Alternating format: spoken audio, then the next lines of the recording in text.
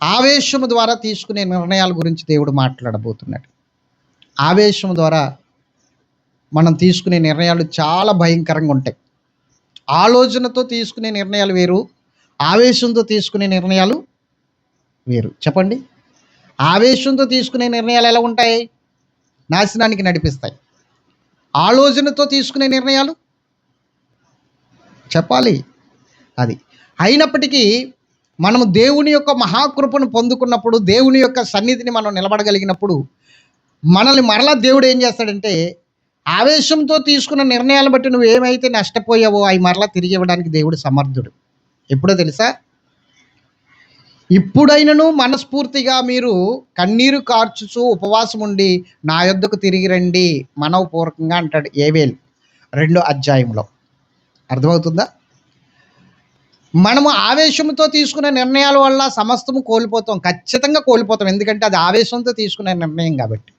మరలా దేవుని వైపు ఆయన మాట విని, ఆయన పిలుపు విని, ఆయన యొక్క ప్రేమకు లోబడి మరలా వెనక్కి తిరిగి మనము ఆయన వైపుకు వస్తే ఖచ్చితంగా మరలా మనల్ని లేవనెత్తుతాడు. అదే యోవేలు గ్రంథంలో ఏమంటాడు తెలుసా?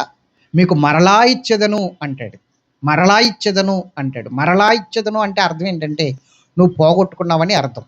ఏం పోగొట్టుకున్నావు అంటే దేవుడిచ్చిన ఆశీర్వాదాలు, దేవుడిచ్చిన దీవెనలు, దేవుడిచ్చిన అభిషేకం, దేవుడిచ్చిన ఆ మహిమ ఐశ్వర్యము ఇదంతా పోగొట్టుకున్నావని అర్థం. ఎప్పుడు పోగొట్టుకున్నావు అంటే ఆవేశము వలన తీసుకున్న నిర్ణయాన్ని బట్టి పోగొట్టుకున్నావు అని అర్థం. నీకు మరలా ఇచ్చేదను అని ఆయన అంటున్నాడు. స్తోత్రం చెప్పండి గట్టిగా, హల్లెలూయా. దేవుడు ఎవరిని కూడా నష్టపోయేటట్లు చేయడు. దేవుని కార్యము ఆలస్యం అవుతుందేమో కానీ ఆయన నష్టపరచువాడు కాడు. ఆలస్యమైనంత మాత్రాన నీ జీవితమే పోయిందని నువ్వు అనుకోకూడదు. ఆలస్యమైనంత మాత్రాన ఇంక నా బ్రతుకెందుకు, వ్యర్థమే కదా అని నువ్వు అనుకోకూడదు. ఆలస్యమైనంత మాత్రాన దేవుని ఆలోచన విడిచిపెట్టి నీ సొంత ఆలోచనలకు చోటు ఇవ్వకూడదు. ఆలస్యమైనప్పుడు చాలామంది ఏం చేస్తారంటే ఇంక అనవసరంలే, నా పని ఏదో నేనే చేసుకోవాలి, నా ఆలోచన ఏదో నేనే తీసుకోవాలి, ఒక నిర్ణయం తీసుకుని వెళ్ళిపోవాలి. ఇంకా నేను ఎవరి మీద ఆధారపడినా, అక్కడికి దేవుడి మీద ఆధారపడినా దేవుడు నాకు సహాయం చేయడు అన్న ఆలోచనకి వచ్చేస్తాం. ఇది సహజంగా మానవుడికి వచ్చే ఆలోచన కాదు, పక్క నుండి దుష్టుడు ఈ ఆలోచనలు మనకి ఇస్తూ ఉంటాడు.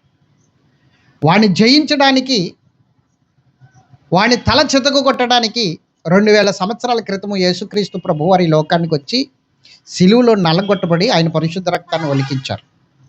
ఇప్పుడు మనం వాడిని జయించాలన్నా, వాడిని తల చితక కొట్టాలన్నా ఆ పూర్తి విశ్వాసంతో ఆయన మన హృదయంలో ప్రతిష్ఠించుకోవాలి. కాబట్టి ఇప్పుడు మనం ఆలోచించవలసిన విషయం ఏంటంటే, చాలామంది నష్టపోతూ ఉన్నారు. ఎందుకు నష్టపోతున్నారు? దేనివల్ల నష్టపోతున్నారు? ఈరోజు మనం కొన్ని విషయాలు తెలుసుకుందాం. పరిశుద్ధ గ్రంథంలో షారాయి దాసి అయిన ఆగరు అనే ఒక ఐగుప్తురాలు మనకు కనబడుతుంది. ఈ ఐగుప్తురాలు షారాకి దాసిగా ఇవ్వబడింది. ఫరో షారాని తీసుకుపోయినప్పుడు అబ్రహాము దగ్గర నుండి, అంటే దేవుడు కనాను దేశము అబ్రహాముని తీసుకొచ్చిన తర్వాత ఆ దేశంలో కరువు వచ్చినప్పుడు అబ్రహాము స్వయంగా ఒక నిర్ణయం తీసుకున్నాడు. ఐగుప్తులో సమృద్ధి ఉంది కాబట్టి అక్కడికి వెళ్దాము, కొన్నాళ్ళు అక్కడ ఉందామని. ఆ ఆలోచన బట్టి అతనికి ఒక నష్టం కలిగింది. ఏమిటి ఆ నష్టం అంటే, భార్య అయిన షారాను ఐగుప్తు దేశపు రాజు ఫరో తీసుకుని వెళ్ళిపోయాడు. ఆ ఫరో తీసుకుని వెళ్ళిపోయిన తర్వాత దేవుడు ఫరోకి ఆ షారా అబ్రహాం చెల్లెలు కాదని, అబ్రహాము భార్యని, అతడు గొప్ప ప్రవక్తని దేవుడు అతనికి తెలియజేస్తే వెంటనే మరలా తీసుకొచ్చి అప్పచెప్పాడు. తీసుకొచ్చి అప్పచెప్పినప్పుడు ఏం చేశాడంటే, కొన్ని వస్తువులను, కొంత ధనాన్ని, వెండిని, బంగారాన్ని, అలాగే పశువులను, అలాగే దాసీలను కూడా పంపించాడు. ఆ ఐగుప్తు నుండి వచ్చిన దాసీల్లోనే ఆగరు అనే ఒక వ్యక్తి, స్త్రీ షారాకి దాసి అయింది. స్తోత్రం చెప్పాలి గట్టిగా, హల్లెలూయా. అయితే ఆగరు దేవుని సన్నిధిలో ఎంతో అద్భుతమైన రీతిలో షారాను బట్టి దేవుణ్ణి ఆరాధిస్తున్న వ్యక్తి, షారాను బట్టి దేవుణ్ణి స్తుతిస్తున్న వ్యక్తి, షారాను బట్టి నిజదేవుణ్ణి తెలుసుకుని హృదయంలో ప్రతిష్ఠించుకుని ఆ నిజదేవునికి చోటిచ్చిన వ్యక్తి. అయితే ఒక రోజున షారా ఆవేశకరమైన నిర్ణయం తీసుకుంది. ఆలోచన లేని నిర్ణయం తీసుకుంది. ఏమిటి ఆలోచన లేని నిర్ణయం అంటే, శారా అంటుంది అబ్రహాం దగ్గరికి వచ్చి, నా యజమానుడా, దేవుడు సంతానాన్ని ఇస్తానని చెప్పింది నీకు, నాకు కాదు. ఎవరికి చెప్పాడు? దేవుడు ఎవరిని పిలుచుకున్నాడు? ఎవరిని పిలుచుకున్నాడు చెప్పాలండి? దేవుడు పిలుచుకున్నది ఎవరిని? అబ్రహాంని. అవునా కదా? మరి ఇప్పుడు దేవుడు సంతానం ఇస్తానని చెప్పింది కూడా ఎవరికి? ఆ విషయంలో ఈమె కొంచెము తెలివితేటలుగా ఆలోచించింది, లాజిక్గా ఆలోచించింది అనమాట. దీన్ని లాజిక్ అంటారు. ఏమంటారు? అవునా కదా? ఇప్పుడు నాతో మాట్లాడాడు దేవుడు, నా భార్యతో మాట్లాడలేదు. సేవ చేయమని నాతో మాట్లాడాడు. ఇప్పుడు నా భార్యని నేను సేవకి వెళ్తున్నామా, నువ్వు కూడా రా అన్నాను అనుకో, ఇప్పుడు ఆవిడ ఏమీ ఆలోచించకుండా నా భర్తతో పాటు నేను అనుకుని వచ్చేస్తే పర్వాలేదు. ఆమె లాజిక్ లాగింది అనుకోండి. అక్కడ దేవుడిని సేవ చేయమని నీకు చెప్పాడు కానీ నాకు చెప్పలేదు కదా. నాకు చెప్పేంత వరకు నా పని ఏదో నేను చేసుకుంటాను, నీకు చెప్పాడు కాబట్టి నువ్వు సేవ చేయి అందనుకోండి, దాన్ని లాజిక్ అంటారు. అవునా? అర్థమవుతుందా? లాజిక్ అంటే మ్యాజిక్ లేనిదని. స్తోత్రం చెప్పాలి గట్టిగా. హల్లెలూయా. దాని లాజిక్, ఈ లాజిక్ రూపంలో మాట్లాడుతుంది శారా. ఏమని అంటుందంటే, నీతో మాట్లాడాడు, నీకే సంతానాన్ని ఇస్తానన్నాడు, నీ సంతానాన్ని అభివృద్ధి చేస్తానని నీకే చెప్పాడు. కాబట్టి నీకు సంతానాన్ని ఇస్తానన్నాడు కాబట్టి నాకు ఇస్తానలేదు కాబట్టి నువ్వు ఇంకో పెళ్లి చేసుకో, ఆమెకి ఇస్తాడేమో ఒకేళ నీ ద్వారా. నేను గొడ్రాలిని కదా, నాకు ఇవ్వడు. చూసారా ఎలా ఆలోచిస్తుందో? దీన్ని ఆవేశముతో తీసుకునే నిర్ణయం అనాలా, అవివేకముతో తీసుకునే నిర్ణయం అనాలా, అజ్ఞానముతో తీసుకునే నిర్ణయం అనాలా? ఎలా అనాలి? మనం ఏ విధంగా చెప్పాలి దీని గురించి? చాలామంది తెలివితేటలుగా మాట్లాడుతున్నాను అనుకుంటారు, కానీ చాలా తెలివి తక్కువ పనులు చేస్తున్నామని అనుకోరప్పుడు.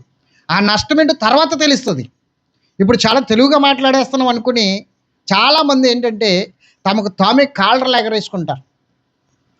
దాన్ని అంటారు సెల్ఫ్ డబ్బా కొట్టుకోవడం అని. అవునా? నీకు నీవే వీడియో తీసుకున్నావు అనుకో, సెల్ఫ్ వీడియో. నీకు నీవే ఫోటో తీసుకున్నావు అనుకో, దాన్ని సెల్ఫీ అంటారు. అలాగే నీకు నీవే గొప్పలు ప్రకటించుకున్నావు అనుకో, సెల్ఫ్ డబ్బా కొట్టుకోవడం అంటారు దాన్ని. స్తోత్రం చెప్పాలి గట్టిగా. హల్లెలూయా. కాబట్టి జాగ్రత్తగా విందాం. గొప్పగా మాట్లాడేశాను, తెలివితేటలుగా మాట్లాడేశాను, ఎదుటివాడు ఇంకా మాట్లాడకుండా మాట్లాడేశాను అనుకోవడం అది తెలివి తక్కువ పని. తెలివైన వాడు ఎప్పుడు కూడా తక్కువ మాట్లాడతాడు, తక్కువగానే మాట్లాడతాడు, ఎక్కువ మాట్లాడు. స్తోత్రం చెప్పాలి. అంటే నేను ఎక్కువ మాట్లాడుతున్నాను కాబట్టి ఇప్పుడు ఇక్కడ నేను తెలివి తక్కువనే. ఎక్కడ మాట్లాడరు ఏంటండి? నేను తెలివి తక్కువన్నా కాదా? తెలివైనడు ఏం చేస్తాడు? తక్కువ మాట్లాడతాడు. ఇప్పుడు నేను గంటన్నర మాట్లాడతాను, మరి నేను తెలివైన తెలివి తక్కువన్నా? మీ నిర్ణయానికి అప్పచెప్పాను, వెళ్ళేటప్పుడు నాకు ఏ మాట చెప్పండి. దేవునికి మహిమ కలుగును గాక. ఇంకొకసారి చెప్పాలి. మంచిది, దేవుని వెళ్ళారు, జాగ్రత్తగా విందాం. అయితే ఈమె తీసుకున్న నిర్ణయం చూడండి. అంటే దేవుని గురించి ఏమి తెలిసింది ఈమెకి? ఒక ప్రవక్తతో ప్రయాణం చేస్తుంది. అవునా కదా? ఎవరితో ప్రయాణం చేస్తుంది ఈమె? ప్రవక్తతో ప్రయాణం చేస్తుంది, దేవుని దాసునితో ప్రయాణం చేస్తుంది, దేవుని స్నేహితుడితో ప్రయాణం చేస్తుంది. ఏమి నేర్చుకుంది ఈమె? నాకు రాదు అండం కాదు. ఏమి నేర్చుకున్నావు? ప్రవక్తతో ప్రయాణం చేస్తున్నావు, ప్రవక్తతో జీవితాన్ని పంచుకుంటున్నావు, దైవజనునితో జీవితాన్ని పంచుకుంటున్నావు. నీకు ఏమీ రాదంటే ఎలా కుదురుతుంది? నాకు కుదరదు, నాకు గర్భం ఇవ్వడు అంటే ఎలా కుదురుతుంది? ఒక్క విషయం చూపిస్తాను. దేవుడు భర్తని పిలుచుకున్నప్పుడు భార్యని ప్రత్యేకంగా పిలుచుకుంటాడా? చూద్దాం. పేతురికి రాసిన పత్రిక 1 పేతురు 3వ అధ్యాయం. అందరూ తీశారా? అందరూ తీయాలి. 7వ వచనం నేను చదువుతాను, మీరు జాగ్రత్తగా వినండి. అమ్మ తీశారా? 1 పేతురు 3:7. ఓకే. అటువలే పురుషులారా, జీవమును కృపావరములో మీ భార్యలు మీతో పాలి అయ్యున్నారని ఎరిగి ఎక్కువ బలహీనమైన ఘటమని భార్యను సన్మానించి మీ ప్రార్థనలకు అభ్యంతరము కలగకుండానట్లు జ్ఞానము చొప్పున వారితో కాపురము చేయుడి. ఇప్పుడు మీరు ఆలోచించండి. ఇక్కడ ఏమంటున్నాడంటే అపోస్తలుడైన పేతురు అద్భుతమైన మాట చెప్తున్నాడు. అటువలే పురుషులారా మీ జీవమును కృపావరములో మీ భార్యలు మీతో, అది ఇప్పుడు చెప్పండి. ఇప్పుడు నీకు పిలుచుకున్నాడు దేవుడు, భర్తను పిలుచుకున్నాడు దేవుడు, భర్తకు వాగ్దానం చేశాడు దేవుడు, భార్యకి చేసినట్టే కాదా? భార్యని పిలుచుకున్నట్టే కాదా? దేవుడు ఏమన్నాడు తెలుసా? మీరిద్దరూ వేరువేరు కాదు, ఒకే శరీరము. చెప్పాలి, ఒకే శరీరము, ఒకటై ఉంటారు, మీరిద్దరూ వేరువేరుగా ఉండరు. కాబట్టి పురుషుడు తన తల్లిదండ్రులను విడిచి ఆమెను హత్తుకుని ఉంటారు, వారిద్దరూ ఒక శరీరమై ఉంటారు. ఇప్పుడు భర్తను పిలుచుకుంటే భార్యను పిలుచుకున్నట్టే కాదా? మాట్లాడరేంటండి? భర్తను పిలుచుకుంటే భార్యను పిలుచుకున్నట్టే కాదా? భర్తకు వాగ్దానం చేస్తే భార్యకి చేసినట్టు కాదా? మరి ఇక్కడ అవివేకపు మాట ఏంటండి? శారా నాకివ్వడు సంతానం, నీకే ఇస్తాడు, నువ్వు వేరే పెళ్లి చేసుకో అంటుంది. ఈ ఆలోచన దైవ చిత్తానుసారమైనదంటారా? భర్తని దేవుడు పిలుచుకుని వాడుకుంటుంటే ఆ కృపావారంలోనే భాగస్థురాలు అయి ఉంది భార్య కూడా. సేమ్ టు సేమ్ వరం ఉంది భార్యకు కూడా. ఈయనకి ఏ వరం ఉందో ఆమెకు కూడా అదే వరం ఉంది. కానీ ఏంటంటే పదును పెట్టాలి, అదే తేడా. ఆ వరానికి ఏం చేయాలి? పదును పెట్టాలి. భర్తకు సేమ్ టు సేమ్ ఉన్న వరం భార్యకు కూడా ఉంటుంది. ఇది తెలియక శారా అజ్ఞానముగా మాట్లాడుతుంది. దేవుడు నిన్ను పిలుచుకున్నాడు, నీతో మాట్లాడాడు, నీకు సంతానాన్ని ఇస్తానన్నాడు, కాబట్టి నువ్వు వేరే పెళ్లి చేసుకో అంది. అజ్ఞానపుతో తీసుకున్న నిర్ణయము, ఆవేశంతో తీసుకున్న నిర్ణయము ఆగర్నిచ్చి పెళ్లి చేసింది. కనీసం ఈయనైనా ఆలోచించాలి కదా. ఆలోచించుకున్న ఈయన ఏం చేశాడు తెలుసా? ఆమెను తీసుకుని వెళ్ళిపోయి చక్కగా కాపురం చేసేస్తున్నాడు. కాపురం చేసేసాడు, ఒక బిడ్డను కనేసాడు. అమ్మ, మా శార చెప్పింది నిజమైపోయింది అనుకున్నాడు. నిజమే, మా శార చెప్పింది, మా శారయ్య బాగా ఆలోచించింది, నేను బాగా ఆలోచించలేకపోయాను అనుకున్నాడు. తర్వాత తెలిసి నీ బాధలు, స్తోత్రం చెప్పాలి గట్టిగా, హల్లెలూయా, ఇంకొకసారి చెప్పాలి. తర్వాత తెలిసింది బాధ. అయితే ఈ ఆగరు గురించి నేను ఇంకొక మాట చెప్తాను. ఆమెకి కుమారుని కనక ముందు నెలలు నిండిన తర్వాత, ఆమె ప్రెగ్నెన్సీగా ఉన్నప్పుడు నెలలు నిండిన తర్వాత ఆమె గర్భవతిగా ఉండగా శారా ఆమెని హింసించడం మొదలుపెట్టింది. ఎందుకు హింసిస్తుందో తెలుసా? నా యజమానుడికి ఈమె బిడ్డను కనేస్తుంది, ఇప్పుడు ఈమె వారసుని కన్నదంటే ఈమె మీద ప్రేమ ఎక్కువైపోద్ది, నాకు వారసుని కన్నది కాబట్టి అని నా మీద ప్రేమ చల్లారిపోద్ది నా యజమానుడికి. అర్థమైందా? అసలు ముడిపెట్టింది ఎవరు? కట్టబెట్టింది ఎవరు? ఆ పనికి వాళ్ళని ఆలోచన చెప్పింది ఎవరు? నా భర్త మీద నా మీద ప్రేమ తగ్గిపోద్దేమో, దీని ప్రేమలో పడిపోతాడేమో అని ముందు ఉండాలి కదా నీకు. అప్పుడేమో తొందరపాటు నిర్ణయం తీసుకున్నావు, తొందరపాటు ఆలోచన తీసేసావు, ఇప్పుడు ఏడుస్తున్నావు. ఏమని? ఇప్పుడు ఆమె గర్భవతిగా ఉంది, చిత్రహింసలు పెడుతుందండి. మామూలు చిత్రహింసలు కాదు, భయంకరమైన చిత్రహింసలు పెడుతుంది. అలాంటి చిత్రహింసలు పెడుతుంటే ఇంకా గర్భంతో ఉంది, ఇంకా డెలివరీ టైం అనమాట. ఏం చేసిందో తెలుసా? తట్టుకోలేక ఎక్కడైనా బలిసాకు తిని బతికుంటే ఈమె దగ్గర మాత్రం నేను బ్రతికుండను, చచ్చిపోతాను, కాబట్టి నా యజమానుడికి వారసుని ఇవ్వాలంటే ఈమె దగ్గర ఉండకూడదు, ఎక్కడికైనా పోవాలని చెప్పేసి ఒక రాత్రికి రాత్రి నిర్ణయం తీసుకుని వెళ్ళిపోతుంది. ఏ నిర్ణయం అంటారు తెలుసు? దాన్ని ఆవేశంతో తీసుకున్న నిర్ణయం, అజ్ఞానంతో తీసుకున్న నిర్ణయం. ఆమె వెళ్ళిపోతుంది. నీ గమ్యం ఎక్కడికి? ఆగరుని అడుగుదాం. ఆగరు ఎక్కడికి వెళ్తున్నావు అంటే ఏమో తెలీదు. ఇప్పుడు ఈ టైంలో, ఇటువంటి పరిస్థితుల్లో నీ కడుపులో బిడ్డను మోసుకుంటూ ఎక్కడికి వెళ్తావు? నీకెవరున్నారు? ఎవరూ లేరు. ఆ దేవుడే నాకు దిక్కు, ఇంకంతే. ఆ దేవుడిని తెలియజేసిన ఆత్మీయ తల్లి నన్ను ఈ విధంగా ఇబ్బంది పెడుతుంటే నేను ఎక్కడికి వెళ్ళాలి? ఎక్కడికి వదుకుపోతా? బ్రతికుంటే చత్తే సత్తా. ఆమె చేతిలో చచ్చే కన్నా ఎక్కడైనా చత్తే బెటర్.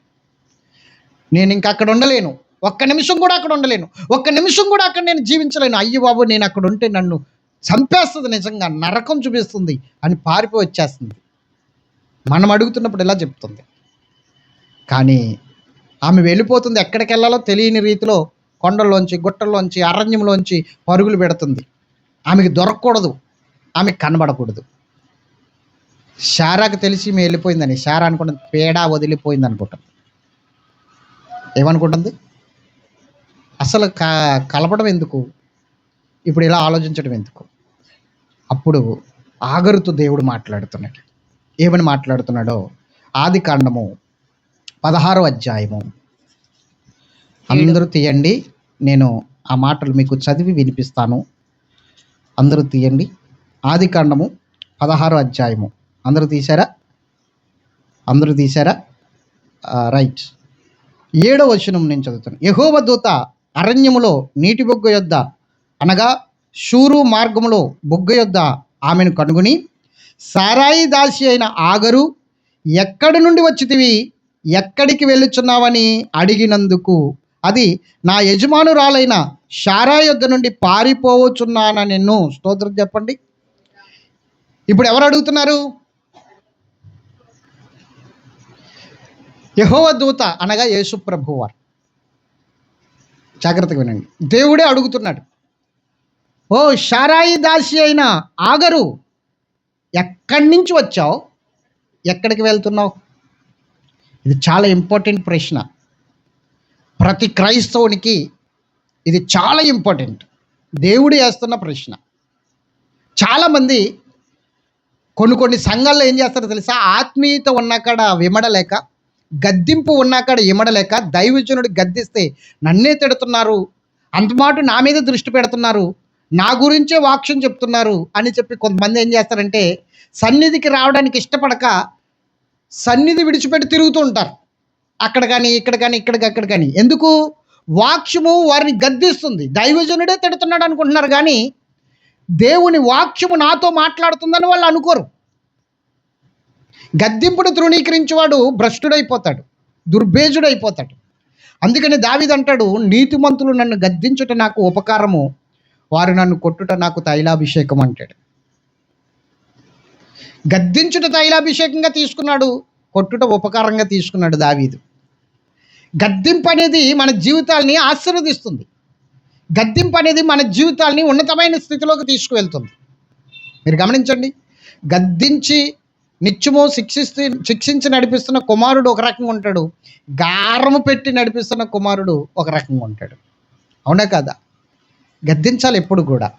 గద్దిస్తేనే ఆశీర్వదించబడతావు. కానీ ఆ గద్దింపులు ఇప్పుడు ఈరోజు ఎవరికి పడట్లా. పడుతుందంటారా? చెప్పండి. అందరికీ క్యాష్ ట్రబులే కదా. గద్దించేసరికి కడుపు ఉబ్బిపోతాం, బయటికి వెళ్ళిపోవటం. అవునా కాదా? ఏది పడట్లేదు ఈ రోజులో. అంత సాధారణంగా పడేది ఏమీ లేదు మానవుడికి. క్రైస్తవుడికి అసలు పడట్లా. దేవునికి మహిమ కలుగును గాక. ఇంకొకసారి చెప్పండి. ఇక్కడ దేవుని యొక్క దూత అడుగుతున్నాడు, శారాయి దాసి అయిన ఆగరు, ఎక్కడి నుంచి వచ్చావు, ఎక్కడికి వెళ్తున్నావు అంటే, నా యజమానురాలి అయిన శారా యొద్ద నుండి పారిపోతున్నానంటుంది. అప్పుడు దేవుడు ఏమంటున్నాడు చూద్దాం. 9వ వచనం ఒకసారి చదువుదాం. అప్పుడు యెహోవా దూత, ఇగో చూడండి, అప్పుడు యెహోవా దూత నీ యజమానురాలు యొద్దకు తిరిగి వెళ్ళి ఆమె చేతి క్రింద అణిగి ఉండమని చెప్పాను. స్తోత్రం చెప్పండి. ఏం చెప్పింది? ఇప్పుడు ఆ దూత ఏం చెప్పాడు? ఎక్కడికి వెళ్తావు, బుద్ధి లేదా? శారా చేసుకోమన్నప్పుడు ఇంచక్కా చేసేసుకున్నావు పెళ్ళి. అప్పుడు నేను చేసుకొని బాబోయ్ అనొచ్చుగా. అప్పుడేమో బుద్ధి లేకుండా తొందరపడ్డావు, ఇప్పుడు కూడా బుద్ధి లేకుండానే ఆలోచించుకుని వెళ్ళిపోతున్నావు. ఆవేశంతో తీసుకోక నిర్ణయం. నేను నీకు చెప్తాను, నువ్వు సెపరేట్ అయ్యే టైం ఒక రోజు వస్తుంది. నేనే నిన్ను తీసుకెళ్తాను. నేను నిన్ను తీసుకెళ్ళేంత వరకు నువ్వు అక్కడే ఆమె చేతి కిందే ఉండు, అణిగి ఉండు అన్నాడు. అర్థమైందా? ఎందుకు అణిగి ఉండాలి? దేవుడు తగిన సమయంలో హెచ్చించేంత వరకు ఆయన బలిష్టమైన చేతి కింద దీన మనస్కులయ్యుండు అని పేతురు భక్తుడు చెప్తాడు. తగిన సమయంలో హెచ్చిస్తాడు నిన్ను. తగిన సమయంలో ఆయన హెచ్చించేంత వరకు నువ్వేం చేయాలి? కనిపెట్టి దీన మనస్కులై ఉండాలి. హెచ్చించేంత వరకు దీన మనస్కులై. హెచ్చించాడా? అసలు నీకు చాటి ఎవరునూ ఉండరు. ఇంకా ఎవరునూ ఉండరు. నీలా మాట్లాడడానికి కానీ, నీలా ప్రేమించడానికి కానీ, నీలా ఆదరించడానికి కానీ, నీలాగా ప్రార్థించడానికి కానీ నీకు సాటి అయిన వారు ఎవరు లేకుండా హెచ్చించేస్తాడు దేవుడు. ఉండు ఆయన చేతి కింద దీన మనస్కులై హెచ్చించేంత వరకు అలా కనిపెట్టు. తొందరపాటు నిర్ణయాలు తీసుకోవద్దు. తొందరపాటు నిర్ణయం తీసుకున్నా నువ్వు ఆగరు, దయచేసి వెనక్కి వెళ్ళిపో, గో బ్యాక్, ఇంకెదరికి వెళ్ళకు, చిక్కుల్లో పడతావు, సమస్యల్లో పడతావు, ఇబ్బందుల్లో పడతావు. గో బ్యాక్, వెనక్కి వెళ్ళిపో, వెనక్కి వెళ్ళిపో. ఎక్కడికి వెళ్ళాలి? నీ యజమానురాల దగ్గరికి వెళ్ళి ఆమె క్రింద అణిగి మణిగుండు. నిన్ను హెచ్చించే టైంలో నిన్ను హెచ్చిస్తాను, నీ బిడ్డను హెచ్చించే టైంలో నీ బిడ్డను హెచ్చిస్తాను. నువ్వు పొరపాట్లు చేసి ఉండొచ్చు, నేను దాన్ని సరి చేస్తాను, నువ్వు సరి చేసుకునే అవకాశం ఇస్తాను. ఆగరు. నా మాటిని వచ్చేయి, వెనక్కి వచ్చేయి. దేవుని మాటిని వెనక్కి వెళ్ళగలిగితే ఆవేశంతో తీసుకున్న నిర్ణయాన్ని బట్టి నువ్వు చాలా నష్టపోవాల్సి వస్తుంది. కాబట్టి వెనక్కి వెళ్ళగలిగితే దేవుని నిర్ణయాన్ని బట్టి, దేవుని మాటను బట్టి ఆ నష్టము కొంతైనా తగ్గుతుంది, కొంచెమైనా తగ్గుతుంది. మరి వెనక్కి వచ్చేసిన తర్వాత ఆమె జీవితాన్ని దేవుడు, ఆమె కుమారుని ఎంతగా ఆశీర్వదించాడు తెలుసా? అబ్రహాంతో చెప్పాడు, ఇష్మాయేల్ని కూడా వదిలిపెట్టను, అతన్ని ఆశీర్వదిస్తానని, అతన్ని దీవిస్తానని. ఆలోచించండి. ఆ తర్వాత దేవుడు అబ్రహాముకి ఒక గాయం ఇక్కడ చేయవలసి వచ్చింది. అబ్రహాం దేవుడు చేయటం ఏంటి? గాయం అబ్రహామే చేసుకున్నాడు. ఎంతో ప్రేమిస్తున్నాడు ఇష్మాయేల్ని, ఆగర్ని. అటువంటి టైంలో ఏం జరిగిందో తెలుసా? షారా అంది, అదైనా ఉండాలి కొంపలో, నేనైనా ఉండాలి కొంపలో అంది. ఇటు ఆగరికి పిల్లడు పుట్టాడు, షారాకి కూడా పిల్లడు పుట్టాడు. ఇప్పుడు ఇంకా తన బిడ్డతో పాటు వాడిని కూడా వారసునిగా చూడలేకపోతుంది. నా బిడ్డే వారసుడు కావాలంటుంది. ఇలాంటి జనాంగం బయట కూడా ఉన్నారు. పిల్లలు లేనని చెప్పి చక్కగా తెచ్చుకుని పెంచుకుంటారు. వీళ్ళ కడుపులో కాయసరికి ఏం చేస్తారు? ఈడే వారసుడు, ఆడు కాదు అంటారు. అవునా కాదా? ఏమన్నా మాట్లాడరు ఏంటండి? పురుష జనాంగం మాట్లాడండి. దేవునికి మహిమ కలుగును గాక. హల్లెలూయా. ఇప్పుడు ఎప్పుడైతే ఈమెకి కూడా పిల్లోడు పుట్టాడో, ఇస్సాకు పుట్టాడో, ఇంకా వాడిని వారసునిగా చూడలేకపోతుంది. ఈడే వారసుడు. వెంటనే అంటుంది, ఆమె అయినా ఉండాలి, నేనైనా ఉండాలి కొంపలో. ఏం చేయమంటావు? నన్ను వెళ్ళిపోమంటావా, దాన్ని పంపేస్తావా? వెంటనే అన్నాడు, ఏం చేయాలో తెలియక ఏడుస్తున్నాడు. అయ్య బాబోయ్, ఆడు నా బిడ్డే, ఆమె నా భార్యే, ఏం చేయాలి ఇప్పుడు? రెండు తేల్చుకోలేని పరిస్థితిలోకి వచ్చాడు. అప్పుడు దేవుడు అన్నాడు, చేసుకున్నవాడికి చేసుకున్నంత. ఎవరితోటి? అబ్రాహాంతో అన్నాడు, చేసుకున్నవాడికి చేసుకున్నంత. ఏం చేస్తాం అబ్రాహాం? సారా చెప్పింది చెయ్యి, పంపేదాన్ని అన్నాడు. ఆగరు బిడ్డను పంపే బయటకు అన్నాడు. అర్థమైందా? ఒకప్పుడు ఆగరు గర్భవతిగా ఉన్నప్పుడు వెళ్ళిపోతుంటే వెనక్కి రమ్మన్నాడు, ఇప్పుడు పంపేమంటున్నాడు, బయటికి వెళ్ళిపోమంటున్నాడు. ఒక టైం వస్తుంది, ఆ టైం వచ్చేంత వరకు నేను నిన్ను అక్కడే ఉంచుతాను. అలాగే ఒక టైం వస్తుంది, ఆ టైం వచ్చేంత వరకు ఉండాలి. అంతేగాని వెళ్ళిపోయి ఇక్కడే స్థితిలో ఉన్నావు, అక్కడ ఆ స్థితిలో ఉంటావు కదా, వెళ్ళిపోతే. అవునే కదా? ఇప్పుడు ఇక్కడ విశ్వాస స్థాయిలో ఉన్నావు, ఇప్పుడు వెళ్ళిపోయావు అనుకో, ఆ స్థాయి అక్కడ కూడా కంటిన్యూ చేయాలి. పైగా అక్కడ మరలా కొత్త. మాట్లాడరు ఏంటండి? అదే ఇక్కడ ఎప్పటి వరకు ఉండాలి? దేవుడు నిన్ను హెచ్చించేంత వరకు ఇక్కడ ఉన్నావు అనుకో, ఓపికతో. హెచ్చించిన తర్వాత నువ్వు కూడా ఏం చేస్తావంటే ఒక సంఘం కట్టొచ్చు, ఒక వరంతో వాడబడచ్చు. స్తోత్రం చెప్పాలి గట్టిగా. హల్లెలూయా చెప్పండి. అవునా కాదా? అవునా కాదా?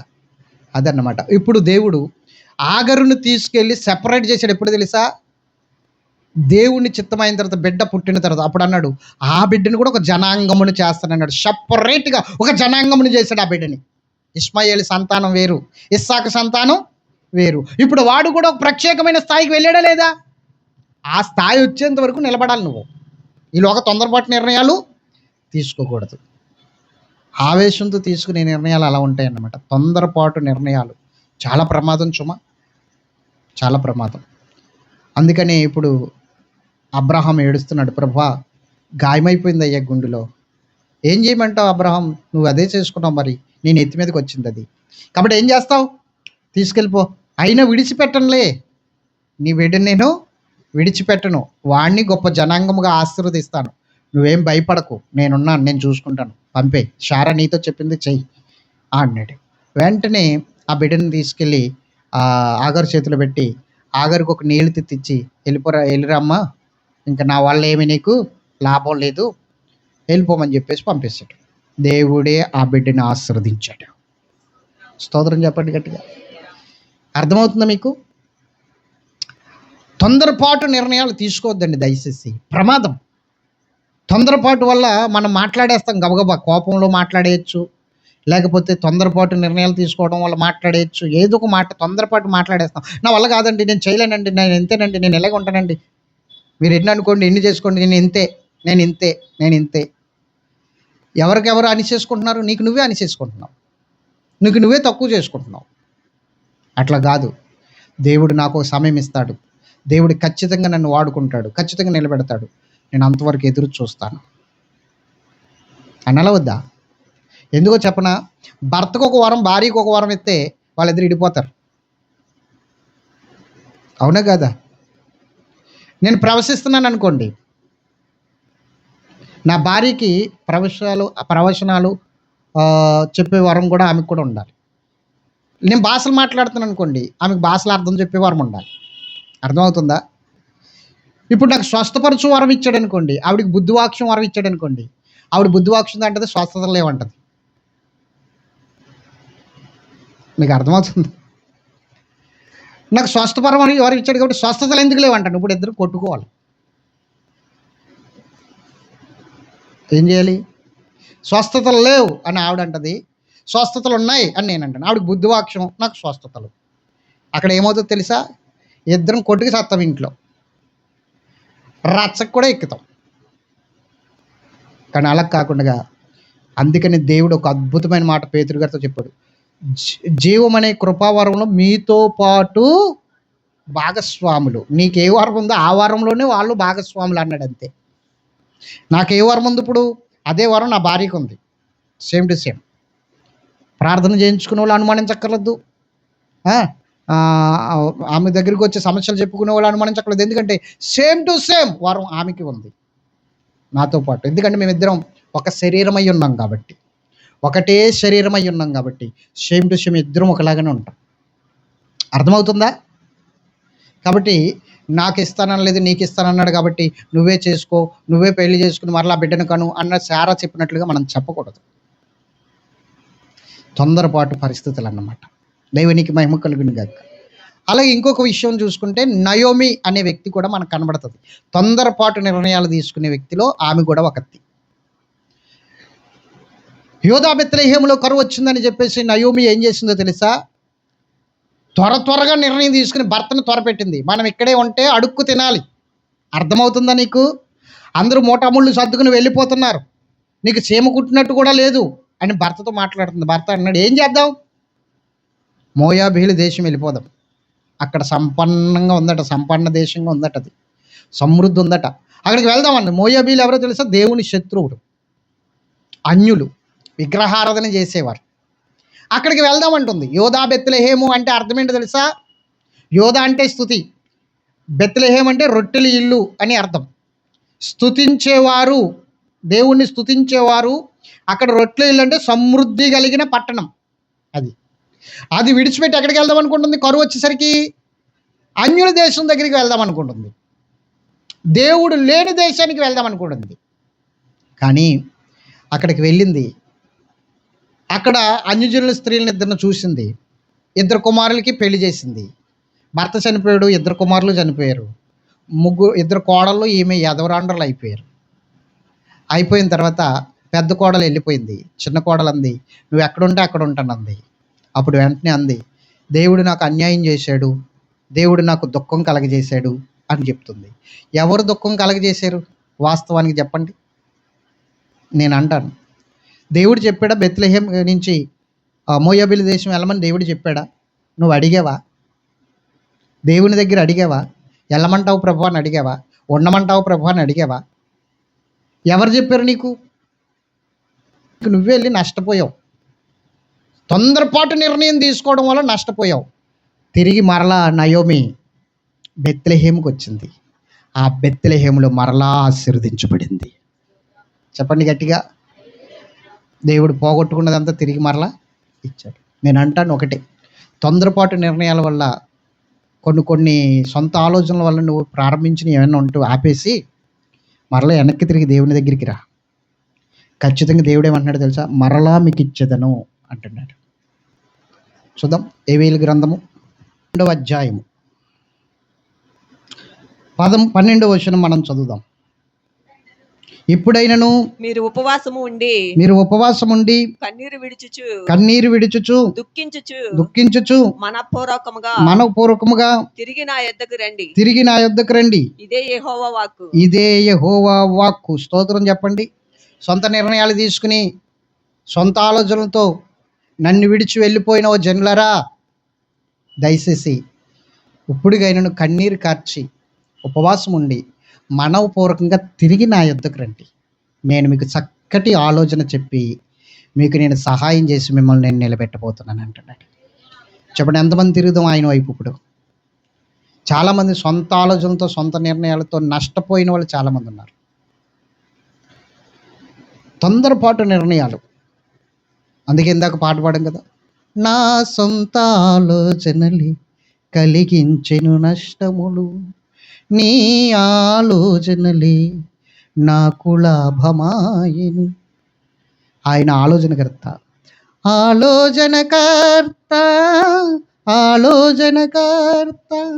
ఆయన ఆలోచన చెప్పేవాడు. ఖచ్చితంగా ఆలోచన చెప్పే దేవుడు. సొంత ఆలోచనలు ఎప్పుడు పెట్టుకోవద్దు, సొంత నిర్ణయాలు ఎప్పుడు తీసుకోవద్దు. దేవుణ్ణి అడగాలి. అబ్రహాం నష్టపోయాడు, ఆగర్ నష్టపోయింది, అవునా కదా? నయోమి నష్టపోయింది. కానీ దేవుడు మరలా వాళ్ళ నష్టాలు తీసివేయడానికి దేవుడే కలగజేసుకున్నాడు. మనం కూడా దేవుని చేతులకు వెళ్తే దేవుడు కలగజేసుకుంటాడు. నష్టాలన్నిటినీ మరలా పూడ్చి లాభాలుగా మార్చేస్తాడు. సొంత నిర్ణయాలు తీసుకోకండి, ప్రార్థనలో పెట్టుకోండి. ఇలా చేయమంటావు ప్రభా, ఇలా వెళ్ళమంటావు ప్రభా, ప్రార్థనలో పెట్టుకోండి. లేదా దైవజనుడి చేత ప్రార్థనలో పెట్టించుకోండి. ఇది చేయమంటావా, ఇది వద్దంటావా అని. దైవజనుడి నోటంట వెళ్ళమ్మ పర్వాలేదంటే ఓకే. కానీ నీకు నువ్వే సొంత నిర్ణయాలు తీసుకుని సొంత ఆలోచనలు చేసుకుని ఇలా చేద్దాం, అలా చేద్దాం, ఇలా ఉందాం, అలా ఉందాం అంటే అవి నష్టాలకి దారితీస్తాయి. ఖచ్చితంగా నష్టాలకు దారితీస్తాయి. దేవుని మాట తప్ప, దేవుని ఆలోచన తప్ప సొంత ఆలోచనలకు చోటు ఇవ్వకూడదు క్రైస్తవుడు. అప్పుడే మనం ఆశీర్వదించబడతాం. ఎంతమందికి అర్థమైందా లేదా? దేవుడి సన్నిధిలో పెట్టుకోవాలి ఆ సమస్య. దావీదు ఆశీర్వదించబడడానికి కారణం అదే. దావీదు దీవించబడడానికి కారణం అదే. దేవుని సన్నిధిలో పెట్టుకుందాం. దేవుడి మాటలు తన వినికుడిలో దీవించును గాక. ఆమేన్.